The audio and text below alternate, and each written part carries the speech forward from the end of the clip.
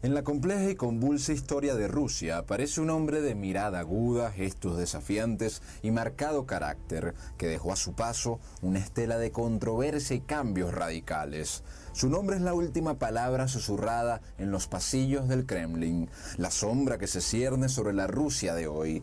Boris Yeltsin es visto por Occidente como el reformador que condujo a Rusia del sistema soviético al mundo liberal y capitalista, mientras que otros en otras latitudes le señalan haber sido, junto con Gorbachov, el gran traidor de la grandeza rusa, el que desmembró a la Unión Soviética, el que entregó la soberanía rusa al poder extranjero y el que abrió un periodo de mayor empobrecimiento para la población. La década de los 90 en la Rusia postsoviética lleva el nombre de Boris Yeltsin. Electrochoque económico, golpes de Estado, contragolpes, juicios políticos, bombardeo al Parlamento, liberalización cultural y el ascenso de los oligarcas rusos son solo algunos de los signos de su tiempo. Permítase adentrarse en el abismo de la Rusia contemporánea por medio de los ojos de un hombre cuya historia conoceremos hoy. Les habla Reinaldo José Carrillo Vilches, esto es La Nueva Enciclopedia y los invito a que nos den un gran apoyo dándole me gusta a este video, dejando sus comentarios que siempre los leemos todos, activando las notificaciones en la campana, suscribiéndose por supuesto al canal y compartiendo este material con todos sus conocidos en WhatsApp, en redes sociales y en cualquier otro espacio. Así que sin más nada que agregar, empecemos con la historia de hoy.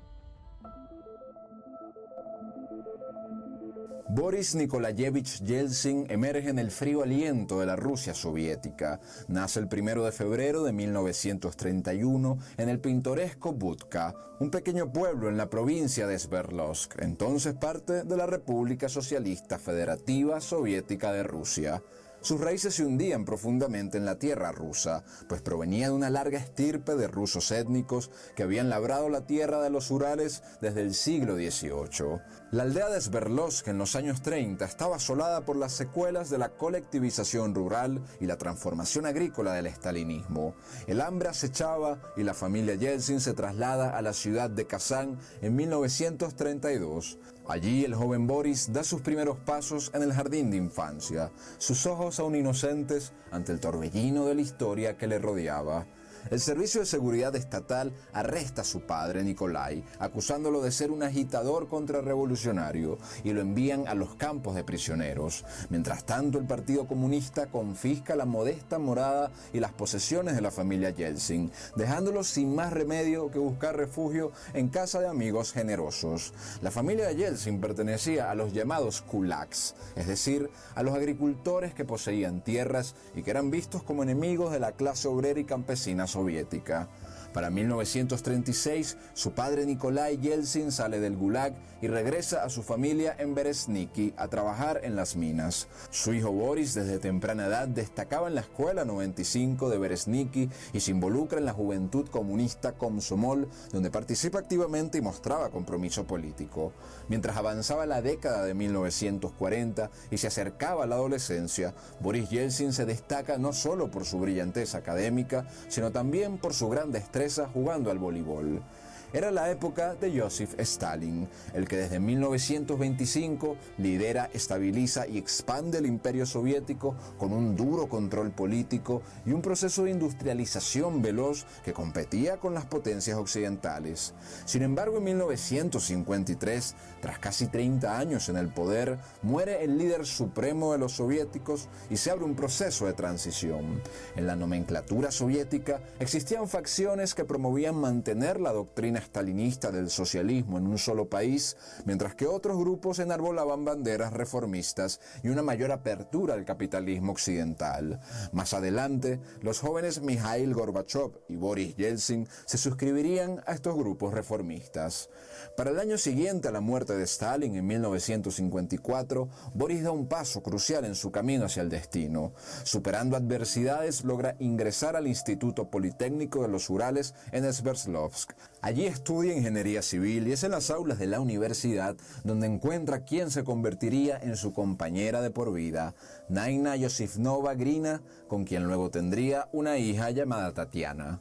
Para 1955, Boris Yeltsin obtiene su título de ingeniero, pero opta por el trabajo manual en la construcción, siguiendo los pasos de su padre. Cuando las obras escaseaban, se ganaba la vida como carpintero, soldador y en el trasiego de mudanzas. Durante más de 20 años, Boris Yeltsin vive en los Urales de Sverdlovsk. Tras la muerte de Stalin, finalmente se levanta como nuevo emperador soviético Nikita Khrushchev, que pertenecía al ala de los reformistas occidentalizadores, por lo que comienza el llamado proceso de desestalinización y toma medidas de leve apertura política y comercial, acercándose además a grupos del gran capital internacional, que ya durante la era de Lenin y de Stalin habían puesto pie en Rusia. Esta política de Khrushchev influye considerablemente a un joven llamado Mikhail Gorbachev, que más adelante tendría una gran influencia sobre nuestro protagonista, Boris Yeltsin. Nikita Khrushchev inicia una serie de proyectos de vivienda e infraestructura en la región en los que Boris Yeltsin decide involucrarse, con los conocimientos técnicos y gerenciales que ya poseía. Sería esto, antes que la política, su primera gran palanca de ascenso en la pirámide soviética. Los jefes a cargo de la planificación de las viviendas en busca de un ingeniero altamente capacitado se detienen en su perfil. Sin embargo, su falta de membresía en el partido representaba un obstáculo para esto. Un comité de 3 miembros se reúne para evaluar las credenciales de Yeltsin y entre evaluaciones contradictorias se le otorga finalmente un periodo de prueba de 1 año como miembro oficial del partido. Mientras supervisaba la construcción de los desarrollos habitacionales, Yeltsin se encuentra con obreros desmotivados, capataces abusivos y funcionarios del partido necios. Cada día ponía en peligro su periodo de prueba de ingreso al partido. En medio de estos conflictos, su potencial político no pasa desapercibido por el KGB y nuevas posibilidades se le presentan. Para 1960, Boris Yeltsin es finalmente aceptado de forma definitiva en el Partido Comunista de la Unión Soviética. Es nombrado luego director en jefe del conglomerado de construcción más importante de la región de Sverdlovsk. Yeltsin logra de esta forma inculcar disciplina, orden y una fuerte ética de trabajo entre la fuerza laboral que él dirigía. Sus proyectos de construcción se completaban de manera exitosa y en tiempo récord, sin sobrepasar los presupuestos asignados. Sin embargo, Yeltsin sigue sin interesarse en la política hasta que comienza a preocuparse por las complejas implicaciones políticas que igualmente tenía a su cargo. Era un cargo gerencial, pero se da cuenta que no dejaba de exigir maniobras y conocimiento de lo político. Fue entonces cuando Yakov Ryabov, jefe regional del Partido Comunista en Sverdlovsk, le brinda una propuesta. Si Yeltsin se centraba en la labor administrativa y gerencial, Ryabov asumiría la parte política de su carrera y de esta forma comienza a ser su mentor político. Boris Yeltsin asciende vertiginosamente en los rangos políticos en Sverdlovsk y se convierte en el tercer miembro más poderoso del partido en la región y seguiría haciéndose un nombre entre los líderes nacionales como un hombre capaz y astuto. Para 1966, al líder de la Unión, Nikita Khrushchev, finalmente le llega su hora. Tras su gobierno de orientación reformista, llega al poder un nuevo zar rojo, Leonid Brezhnev, un hombre del ala más ortodoxa y estalinista de la Unión Soviética que mantiene durante la Guerra Fría un mayor hermetismo frente a la injerencia extranjera en la economía y en la política rusa. Su periodo fue de estabilización y de resurgir de la influencia global y de la expansión militar de la Unión Soviética. Sin embargo, también fue una etapa de estancamiento económico frente a unas potencias occidentales que crecían rápidamente. Para 1976, una llamada a Moscú cambió el curso de la carrera de Yeltsin. Leonid Brezhnev llama al jefe regional de Yeltsin para discutir el nombramiento de Boris como secretario del Partido Comunista en la región de Sverdlovsk en reemplazo de su mentor. Brezhnev da su visto bueno y Boris asciende a ser un líder político regional. Al enfrentar temas políticos mezclados con asuntos administrativos, Yeltsin opta por adoptar una actitud de obediencia total hacia Brezhnev. Frente a esta lealtad total, Brezhnev confía en Yeltsin la importante tarea de culminar la planta nuclear de Beloyarsk, entre otras empresas de gran envergadura.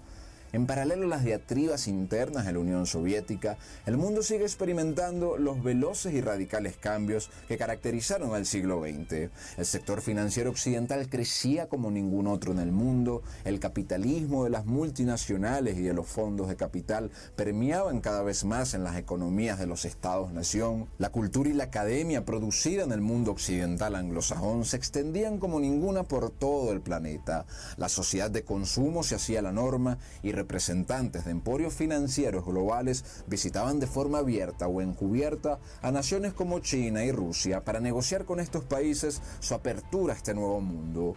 Uno de los hombres de Rusia que generaba más confianza entre estos actores occidentales era Mikhail Gorbachev. Para 1981, Boris Yeltsin recibe la prestigiosa Orden de Lenin y continúa con su labor al mando de sus proyectos. Sin embargo, la muerte de Leonid Brezhnev lo sorprende en 1982. Tras 18 años de gobierno de Brezhnev en el trono soviético, este fue heredado por Yuri Andropov, que a los 2 años también fallecería, dando paso a Konstantin Chernenko.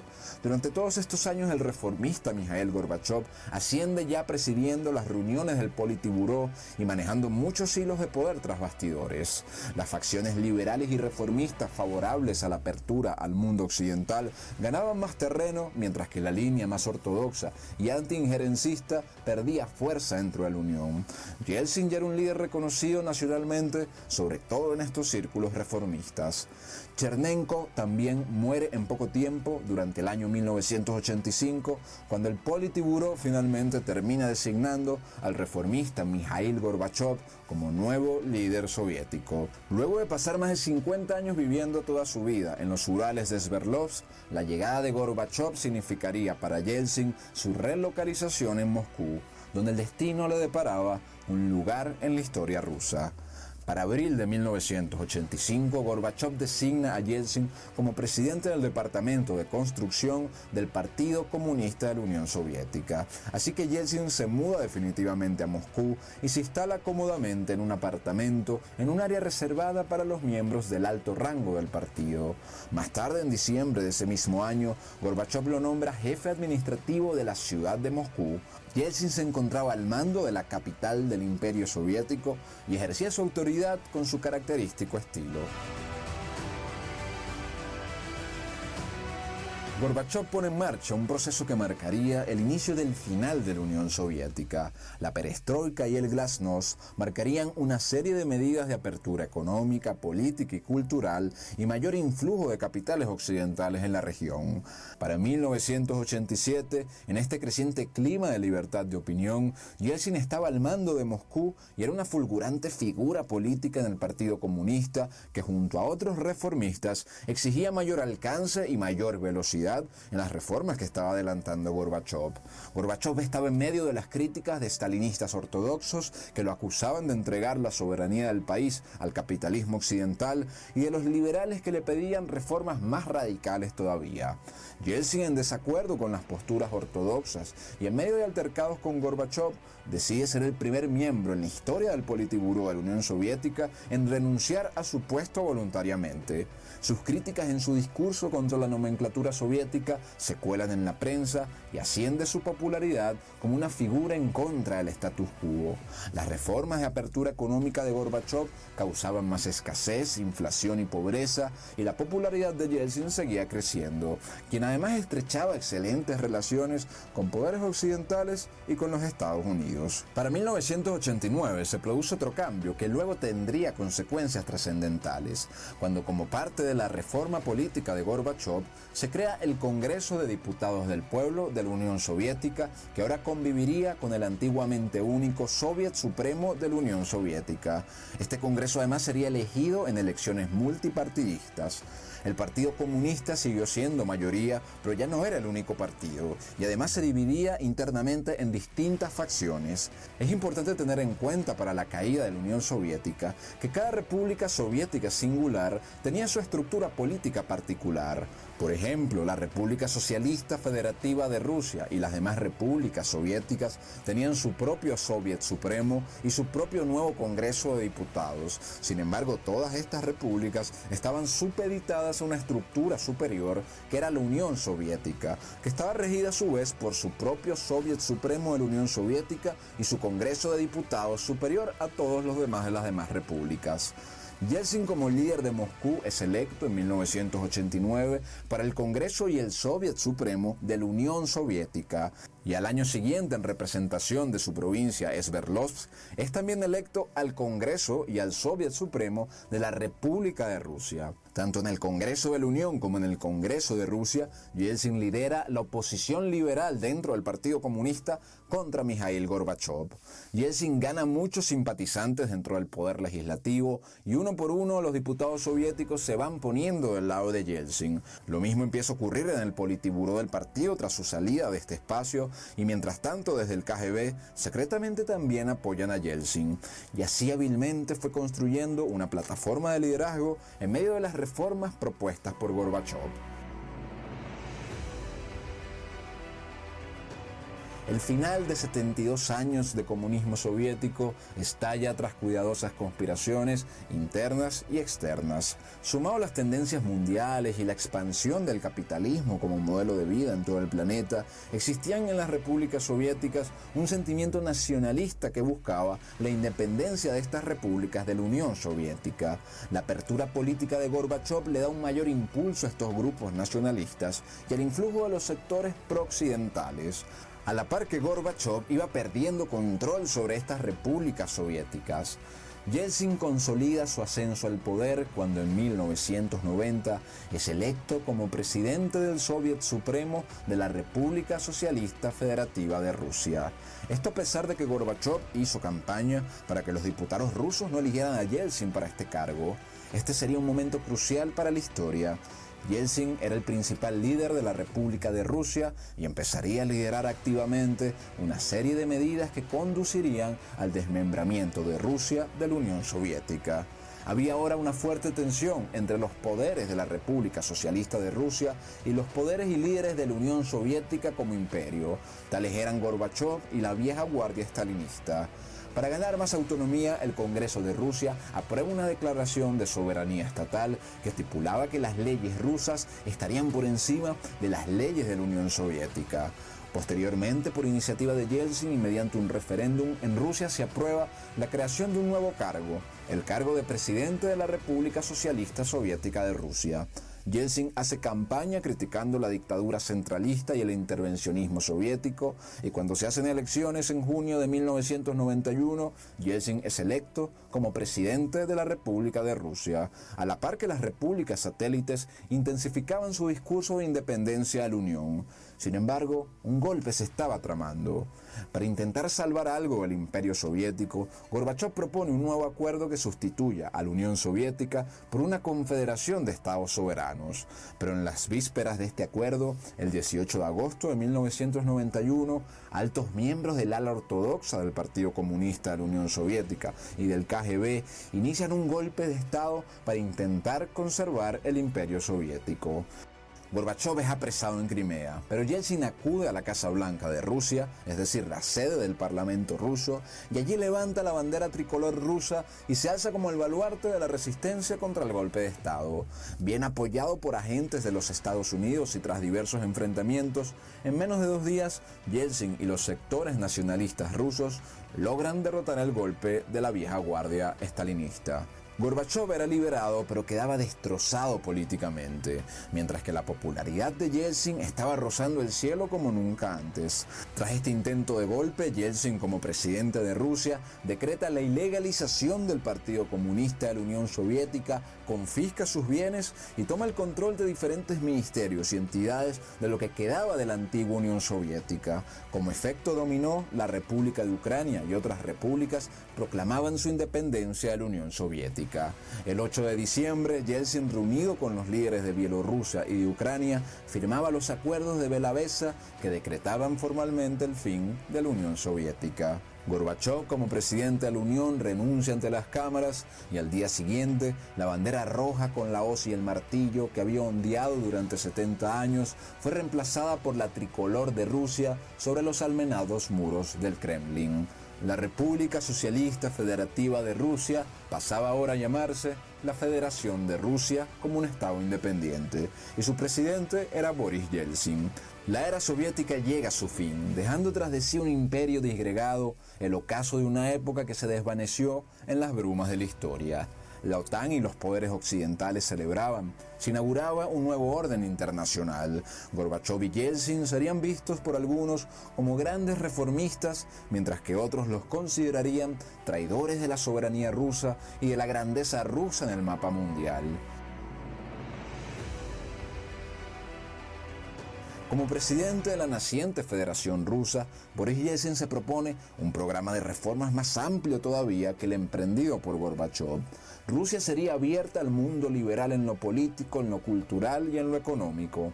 De esta manera, Yeltsin inicia una serie de reformas económicas inspiradas en las tesis liberales en boga del momento, con referentes tales como Milton Friedman, medidas que la autora Naomi Klein describe como terapia de electroshock a la economía. No se trataba de un simple programa de ajuste liberal, sino de intentar convertir la economía más estatizada de Europa y de Asia en una economía capitalista de mercado, de privatizar no solo unos sectores, sino toda una economía que en su gran mayoría estaba bajo control público.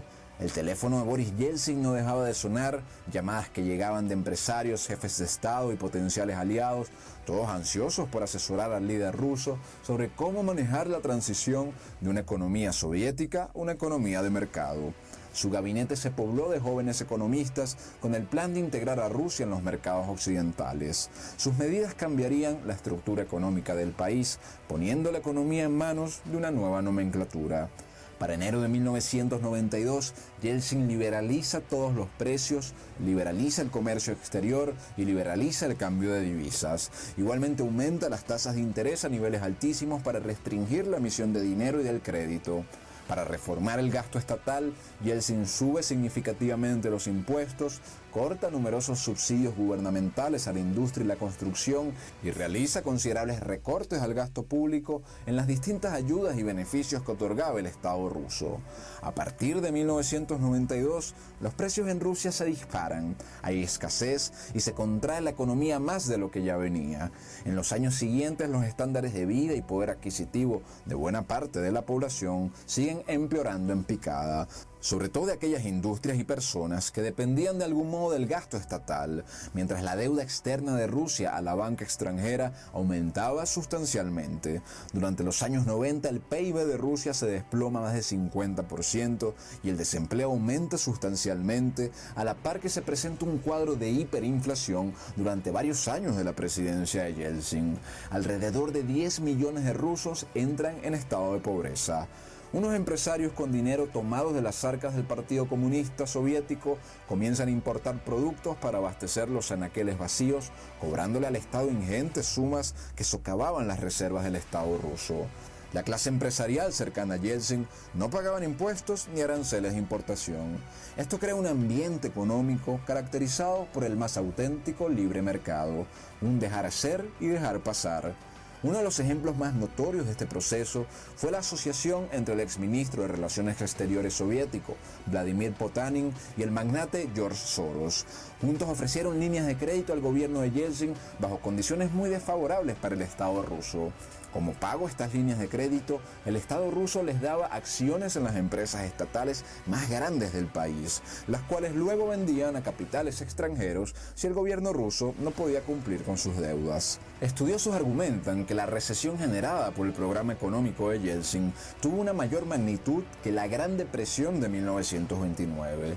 Por eso, en 1993, ya numerosos sectores y políticos, incluyendo su vicepresidente, empiezan a distanciarse de Yeltsin y de su programa de reformas, lo que se tradujo en una pugna entre Yeltsin y el Soviet Supremo y el Parlamento por el control del gobierno. Incluso habían intentado destituir a Yeltsin desde el Congreso, pero con 600 votos faltaron 72 nada más para alcanzar los 2/3 necesarios para quitarlo del poder.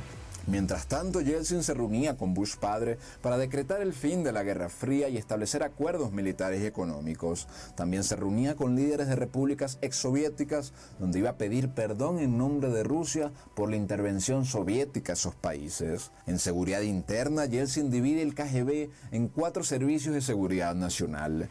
Al dividir el KGB, Yeltsin, sin saberlo, crea un monstruo de 1000 cabezas, una hidra en la que muchos exoficiales de inteligencia en los servicios extranjeros y en diversas misiones diplomáticas se van a esos recién nacidos aparatos de seguridad para operar desde allí de forma clandestina bajo el velo de la oficialidad. Luego de una intensa pugna de poder interna, Yeltsin anuncia en televisión que disolvía el Soviet Supremo y el Congreso de los Diputados del Pueblo y que gobernaría por decreto hasta que se eligiera un nuevo parlamento y se hiciera un referéndum para la nueva constitución en Rusia. Esto produce una grave coyuntura llamada la crisis constitucional de 1993. La noche siguiente al anuncio de la disolución, el Soviet Supremo declara que Yeltsin es removido de su cargo y juramentan a su vicepresidente como nuevo presidente. Hay descontento popular, pues no solo hay una gran debacle económica, sino que el crimen violento había crecido en las calles, se denunciaba un gran nivel de corrupción y el sistema de salud empeoraba mientras había escasez de combustible y de comida. Se forma una resistencia civil y armada contra Yeltsin, que se posiciona en la Casa Blanca, en la sede del Parlamento. Para octubre de 1993, en una gran demostración de fuerza bruta y con apoyo político de Estados Unidos, Yeltsin asegura el control del ejército de Rusia y de sus fuerzas policiales y les ordena bombardear la sede del Parlamento donde estaba su oposición, causando 187 muertos y cientos de heridos. Quedaba así aplastada la resistencia en su contra. Yeltsin ganaba la pugna de poder y en diciembre de 1993 se elige un nuevo parlamento para Rusia, la Duma estatal, y se aprueba la nueva constitución que expandía los poderes del presidente y reformaba definitivamente al viejo sistema soviético. Una parte fundamental del proceso de reforma económica fue la privatización de una enorme cantidad de empresas estatales. Esto fue llevado de forma gradual a través de diferentes mecanismos financieros en condiciones que diversos especialistas califican como muy desfavorables para el Estado ruso. Muchas ventas desesperadas no se hacían a cambio de pagos, sino de préstamos bancarios, es decir, eran básicamente regalados muchos activos estatales o eran vendidos a un precio muy bajo a un pequeño grupo de magnates. Yeltsin entrega el control de sectores como la minería, la explotación de gas, el petróleo en el círculo polar ártico, los medios y las telecomunicaciones a un grupo selecto de 7 banqueros, todos ellos exmiembros del gobierno soviético. Para fines de la década de 1990, estos actores llegaron a controlar aproximadamente el 50% de la economía rusa. Nace así el grupo que luego sería llamado como los oligarcas rusos. Así también una red de cuadros del servicio exterior del KGB se une de manera furtiva alrededor de Boris Yeltsin. Estos individuos habían adquirido un conocimiento sólido sobre cómo estructurar esquemas empresariales a través de abogados, compañías y oportunistas intermediarios. Este conocimiento les permite ofrecer a Yeltsin, a su círculo familiar y a sí mismos la oportunidad de dividirse las lucrativas industrias estatales de la misma manera en que un pastel se divide y quien corta obtiene la mejor porción. Estos antiguos espías devenidos en empresarios ganan influencia bajo las reformas económicas, adquiriendo incluso cargos en juntas directivas empresariales, y emerge así una Rusia nueva en la que los últimos formados por la juventud comunista terminan siendo unos rapaces capitalistas de nuevo cuño. Lo que Yeltsin se encuentra al buscar acceso a la extensa red financiera y de propiedades de la antigua Unión Soviética fue una sorpresa desoladora. Las arcas estaban prácticamente vacías. Esto se debía a que el Servicio de Operaciones Secretas del KGB, actuando con urgencia, secreto y astucia, había establecido una red de empresas que fueron drenando los ahorros del Partido Comunista de la Unión Soviética en el extranjero entre 1987 y 1999, previendo la caída de la Unión. El antiguo director del Instituto de Economía Mundial de la Unión Soviética, Yevgeny Primakov, se convertía en el jefe de inteligencia de Yeltsin y Primakov sabotea todos los esfuerzos de los fiscales rusos para recuperar el dinero y los activos perdidos y tratar de revitalizar la economía rusa. También es fundamental señalar que como parte de los acuerdos entre Gorbachov y Ronald Reagan para el acercamiento entre Estados Unidos y Rusia, estaba el compromiso de que la OTAN no se expandiría más allá de Alemania. Sin embargo, Estados Unidos actuaba tras bastidores y preparaba una ampliación de los países miembros de esta organización, incluyendo a antiguas repúblicas soviéticas. Muchos rusos veían esto como un posible acorralamiento geopolítico de la nación rusa. Yeltsin mostraba declaraciones y acciones vacilantes frente a esta posibilidad. Como veremos más adelante, Yeltsin aceptaría ayuda de Estados Unidos a cambio de permitir una mayor ampliación de la OTAN. Para mediados de los años 90, la economía rusa estaba en ruinas. Rusia había perdido cuarta parte de su territorio y era vista como una potencia caída. Aunque Yeltsin había prometido no reelegirse, para 1996 anuncia que se lanzará a la reelección. En medio de una gran impopularidad y problemas de salud, pone como jefe de campaña a uno de los principales asesores del programa de privatización, lo que termina usando como herramienta para ganar apoyos importantes de oligarcas y de magnates mediáticos.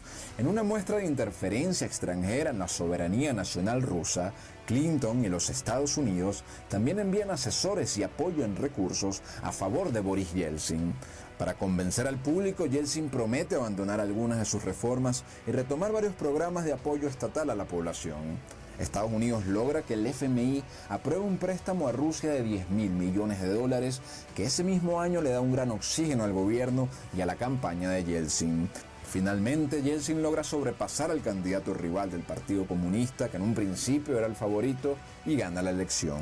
A cambio del apoyo estadounidense, Yeltsin deja de observar los antiguos acuerdos entre Gorbachov y Reagan sobre la OTAN y en efecto poco después, algunas antiguas repúblicas soviéticas se terminan incorporando a la OTAN durante la era Clinton. Durante su nueva presidencia, Yeltsin sigue recibiendo sustanciales préstamos de la banca internacional, sobre lo que se denuncia que muchos de esos fondos fueron canibalizados hacia el círculo personal de Yeltsin y puestos en bancos internacionales. Para 1998, el gobierno ruso declara default de sus deudas y el rublo ruso se desploma, causando una gran crisis financiera en el país.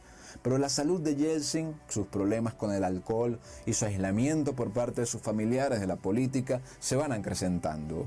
Las metidas de pata diplomáticas eran cotidianas, desde hacer comentarios y gestos inapropiados frente a la familia real inglesa, dejar esperando al primer ministro irlandés en la pista de aterrizaje porque estaba muy ebrio para bajar del avión, aparecer en ropa interior en las afueras de la embajada de Rusia en Washington buscando un taxi, hacer comentarios sin sentido en visitas estatales en Escandinavia que dejaban a sus homólogos confundidos y entre otras actuaciones sufre caídas, cambios de humor y otros desvaríos que dejan en evidencia que el mandatario no estaba bien de salud. Para 1998, Yeltsin nombra como jefe del Servicio Federal de Seguridad de Rusia a un antiguo agente del KGB de 46 años, muy poco conocido para la población, pero que había tenido un importante ascenso en la pirámide política de la mano de Boris Yeltsin durante los años 90. Un hombre llamado Vladimir Putin. Yeltsin es hospitalizado de formas repetidas en una institución psiquiátrica con alto nivel de secretismo. Poco después, este desconocido exagente del KGB, Vladimir Putin, sería nombrado como primer ministro interino. Y es él, junto con los asesores del antiguo KGB, quienes toman el mando de facto del país. Luego de mucha oposición y nuevos intentos de destitución por parte de la Duma estatal, tanto la oposición comunista como democrática, Yeltsin finalmente el 31 de diciembre renuncia a la presidencia y proclama a Vladimir Putin como su sucesor, quien asume como presidente interino de Rusia. Enfermo y alcoholizado, Yeltsin pasa sus últimos años bajo perfil, no da entrevistas, no hace apariciones públicas, excepto cuando Vladimir Putin así se lo pide, y mientras tanto entra y sale del hospital. Boris Yeltsin muere finalmente de complicaciones de una insuficiencia cardíaca de larga data el 23 de abril de 2007 a los 76 años de edad. Sus restos fueron enterrados en el cementerio Novodevichy y su cuerpo estuvo en capilla ardiente en la Catedral de Cristo Salvador de Moscú, siendo el primer jefe de Estado ruso en 113 años en ser velado en un recinto religioso luego del emperador Alejandro III. Boris Yeltsin cierra el capítulo de la Rusia soviética y abre el de una nueva Rusia. Es la era de la unipolaridad, del fin de la historia, del modelo único. De las pretensiones de autonomía y aspiraciones de cambio de los sectores rusos se alza el suicidio asistido del imperio soviético. Boris Yeltsin toma el testigo de Gorbachov y redobla sus esfuerzos en la construcción de una Rusia adaptada al cosmos occidental. De las nuevas libertades políticas, económicas y culturales se alza un periodo de nuevas experiencias y de tribulaciones para el pueblo ruso, emocionado con la llegada de una nueva era, nostálgico del antiguo poderío soviético o sedado bajo los estímulos de la sociedad de consumo. Dentro de este signo aparece un hombre poco conocido, que casi sin darse cuenta termina como presidente interino de la nación, el antiguo agente de la KGB, Vladimir Putin, del que hablaremos en un próximo video. Muchas gracias de corazón a todos por haber visto este video, espero que lo hayan disfrutado y les recuerdo que nos dan un gran empujón y una gran ayuda interactuando con el canal, dejando sus comentarios, dándole me gusta a los videos, compartiendo el material en redes sociales, en WhatsApp y en cualquier otro espacio y activando la campana para que le lleguen las notificaciones cada vez que publiquemos un nuevo material. Así que muchas gracias de nuevo a todos y que Dios los bendiga.